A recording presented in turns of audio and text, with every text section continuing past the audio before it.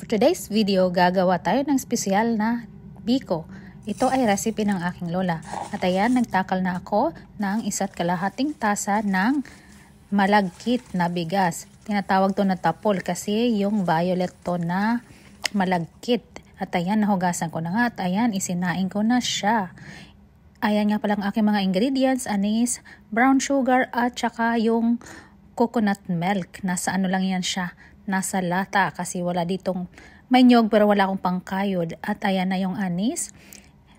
Half teaspoon lang yan. At akin nang dinurog dyan sa aking pangdurog. Ayan. Durugin natin siya. Chut, chut. At ayan, naluto na nga ang ating sinaing na malagkit.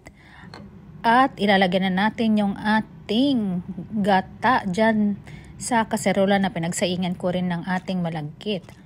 At ayan na siya. At atin siyang pakuluin. At ayan na nga, kumukulo na siya. Dapat mahinang apoy lang, wag malakas. Dahil ayan ay aapaw. At ayan, padahan-dahan lang ang ating pagpakulo. Hanggang sa mag-reduce na siya. At ayan, nag-start na nga siyang kumonte ang ating gata. At ayan, minix ko, medyo nasunog sa ilalim ng konti pero okay lang yan. I-mix lang ng dahan-dahan at wag masyadong haluin. Once in a while mo lang yan na haluin, wag masyado kasi magiging pino siya. Yung tinatawag naming ugok, ayaw ko kung anong tawag niyan sa inyo. At ayan na siya, brown na. At yan na nga, tapos na. Dapat bantayan mo yan para hindi masunog. At yan nga, akin nang hiniwalay yung oil, coconut oil niya at saka yung tinatawag na ugok, yung brown. Yan yung gagawin nating toppings mamaya. At ayan na yung mantika ng niyog. At ayan, ayan yung ugok para sa toppings. At ayan, nilagay ko siya sa kaserola, balik. Diyan, ilalagay ko yung 3 kutsara ng brown sugar. Ayan, 2. 3. At haluin natin sa mantika ng niyog. Mantika ng niyog ba ang tawag dyan? At ayan na, ilalagyan na natin yung ating malagkit kanina na sinaing. Ihahalo natin dyan sa ating nahalong mantika ng niyog at saka yung brown sugar. At ating lang siyang i-mix-mix. Yan.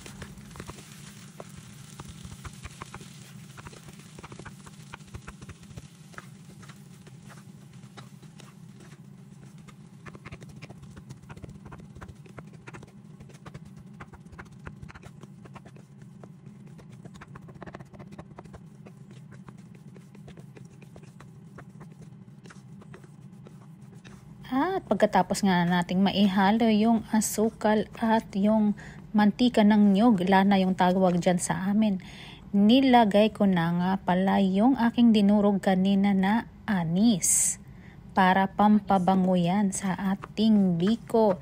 At halu-haluin natin ulit para magpantay-pantay ang pagkahalo niya. Ganito nga pala yung paggawa namin ng biko. Sa inyo ba, paano ba kayo gumawa ng biko nyo? Ano yung version nyo? At kung nagustuhan mo ang aking video, paki-share, comment, and like na lang po. At ayan, tapos na ang ating biko at nilagay ko na sa ating lagayan. Ayan, natatakam na akong kainin. Ang sarap niyan sa kape. At ayan, ibinudbud ko na yung ating toppings.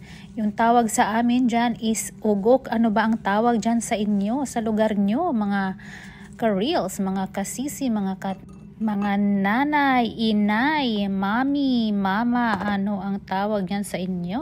Luto na ang ating biko. Tara, kain tayo.